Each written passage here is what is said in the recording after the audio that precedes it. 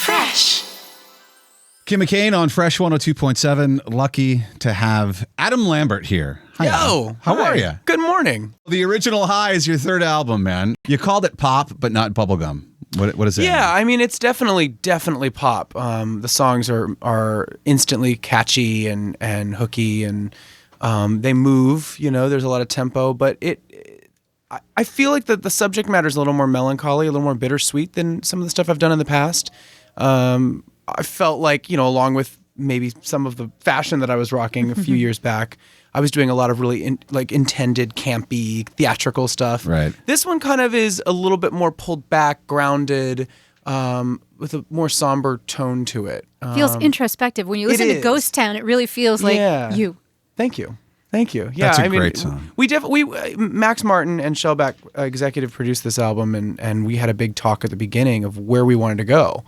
And they were like, well, you know, you've done all of this big over the top stuff, which is great, but like, why don't we kind of like bring it to a new place? So we did that, and it's really exciting. I feel like as a singer, I feel like it's my best vocal stuff that I've done so far. Less is more sometimes. Sometimes, you know? and the thing that's really cool is that when you do less is more, the times you do it, it's more powerful. Yeah, like the crazy high, really loud stuff. I mean, it is peppered through the album, but not every song from start to finish. Is it a little scarier though? When you do something like that? I mean, it's definitely, I think it like allowed me to be more vulnerable. I think that more emotion comes through in certain moments, and that's what I'm so pleased with, you know, is that he kind of encouraged me to like bring it back. And yeah, I feel like it pulls the listener in a little bit more. Where'd you get some of the inspiration? Did you pull a Taylor and it was all about relationship breakups and things of that nature? There are definitely some relationship stuff in there. There's a lot of themes. I think what I wanted to try to do was write it from my personal point of view, but also create songs that were relatable to anybody. You know, things that like I noticed that my friends in my circle were going through or feeling, and the things that we all have in common. Because obviously, you know, yes, I'm the artist, but I want it to, you know, reflect where we're all at. And so, you know, the Original High is the title track. That's like the second song on the album. And I was hanging out with friends in LA right before I started writing this album, and you know, talking with them, and we get into these deep Oprah moments. You look under your seat, there's a refrigerator. Yeah.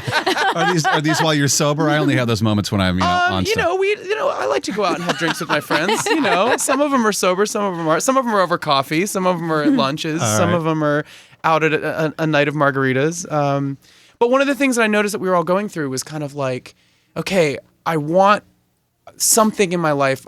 We're all longing for something, but we can't quite put our finger on what it is that's going to make us happy. A lot of my friends and I. Mm-hmm. And I'm friends with people from their early 20s into their late 30s. That's my circle. And it's the common thing. I mean, especially in a city like Los Angeles or New York, where we're all hustling to kind of make it. Right. And I wanted to figure out a way to write about that in like a kind of a simple way. Like, what is that feeling, that like unsettled kind of disillusionment, and how does it affect the rest of your life? And is it totally depressing and sad? No, it's just kind of is, and it's accepting that and kind of being okay with not knowing and not having the answers, you know? So what are the goals with this album? Everyone wants it to do well, obviously you do too, but I mean, is there pressure? I mean... Well, I mean, you know, there's high expectation. Yeah. I feel pretty confident about it, though. I think that, like I said, like the vocals, I feel really good about.